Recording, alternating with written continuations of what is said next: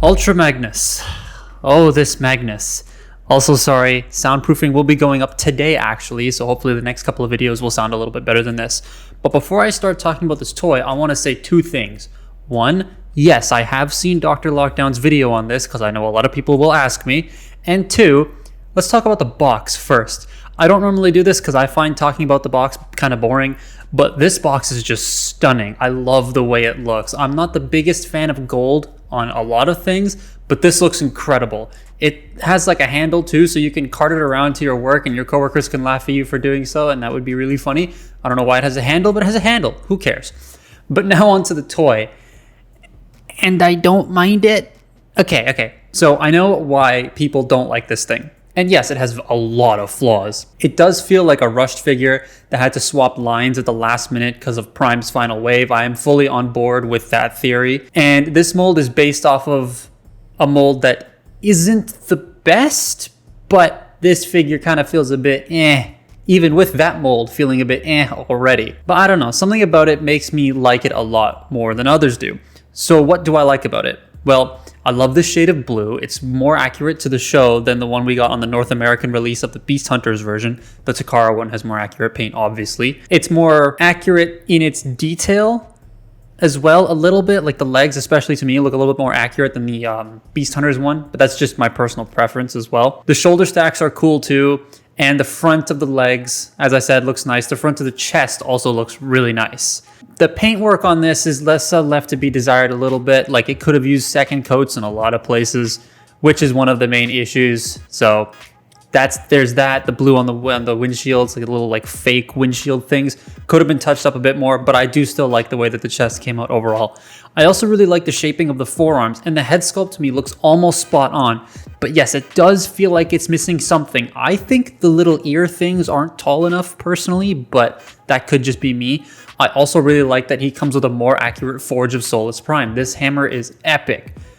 But I don't like the blue handle. They could have picked like a silver or a gold or something, but they went with blue.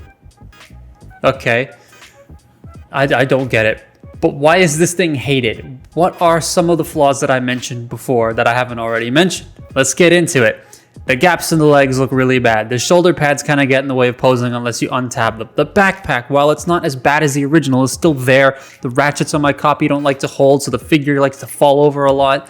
And the hammer isn't as good as it should be because it's a platinum edition figure. It needs more paint work. It needs a little bit more sculpting. It needs a lot more like stuff to it. Rotating inside pieces would have been super nice on a figure like this because the hammer rotates when Optimus Prime picks it up. But, you know, like I said, again, this feels rushed, so they wouldn't have added something like that in there. Oh, and the white looks weird to me. It looks really off in a lot of places. I'm sure there are some other reasons you might hate the figure, but those are the things that bug me the most. The gimmick, though, is a lot of fun. I love the way it works, but yes, the handle does look like a PP. The light in the chest is starting to go on mine as well, because it used to be more powerful when I got it, but now it's just meh.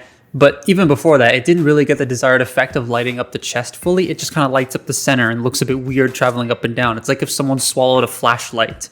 That's what I'd see it as. And I got this when it came out, so I'm a little nostalgic to it. But biases aside, it's not great. I'd give it a solid 5 out of 10 for me objectively. Subjectively, I really like how this thing looks, but I understand why a lot of people don't like it. Transformation is okay. Some things need to tab into areas that you just can't see, so it can be hard, like tabbing the arms into the legs can be a bit of a nuisance sometimes, and the gimmick can go off in your hands every now and again, but it's not that bad. You just hold the handle down while you're transforming it. And yeah, this truck mode looks weird. I don't mind the truck personally, but it looks weird. I see it as a modified tanker truck in my imagination, and that to me justifies the odd design choice. But yeah, I can't deny it looks funny. But for my imagination, what I see is I see those two things on the side because they've sculpted in tanks in there to be extra tanks that hang off the side if this thing needs to carry more fuel, let's say. And then the hammer becomes another tank, but they still look weird. It's got elephant ears, for God's sakes. They're elephant ears. They look like an elephant. It's weird. The hands, yeah, they hang out the back there. And this, I mean, the original did that too, but you can cover one up with a gun, which is nice. Also, my gun is painted, by the way. I did that. It's white normally. You can also cover it up with the hammer a little bit, but it still kind of sticks out. The back is so gappy. Oh my God. It's a decent size for a truck mode, so that's actually nice. And the grill looks sweet. I love the way the grill turned out on this guy, but be careful of paint chipping, which is why none of the robot mode shots have the hammer stored on the back, because I did it once and it scraped all the paint off the handle. The gimmick still works here and it looks really, really cool, but there's one thing that bugs me, and it isn't the gap that it leaves, because that's kind of inevitable on a gimmick like this, but the cannon's drooping ever so slightly when it deploys. I don't know, that small angle bugs me when it's deployed. Recommending this one is hard, because like I said, I don't mind it, but it's got a lot of shortcomings, and what aren't shortcomings end up being just a lot of nitpicky issues. It's a shame, because this figure looked like it had so much potential, but feels very rushed and not as well thought out. Then again, the entire last wave of Prime Beast Hunters felt like that, which was just upscaled Cyberverse and Cyberverse Commander figures of the time. Which I'm not complaining about the Cyberverse Commander figures. I really, really want to get that Optimus now that I have Predaking. It's a hard sell, but I'd say if you're a Magnus collector, if that exists, a Platinum collector, if that exists, a Prime collector, or you just like obscure toys like me, then for a cheap price, then I'd say jump on it. I wouldn't pay more than like 30 bucks Canadian for this nowadays. Just bear that in mind. But now, before I close this off, I just want to give a couple of small updates. Fans Hobby Armada Prime is on its way. Unique Toys Nero, their Galvatron, is in my city right now, so he should be here within the next couple of days, if not by the time you're seeing this video. And I'm more excited for that than I am about Fans Hobby Armada Prime, because I love the design. And I've got an Energon Optimus on the way, and a ton of Prime figures from BBTS. So there will be another Transformers Prime extravaganza coming out with really cool figures in it. So make sure you're subscribed so you don't miss that. But that's been my look at Platinum Edition Ultra Magnus. Follow me on Twitter and Instagram, and I will see you next time. Goodbye.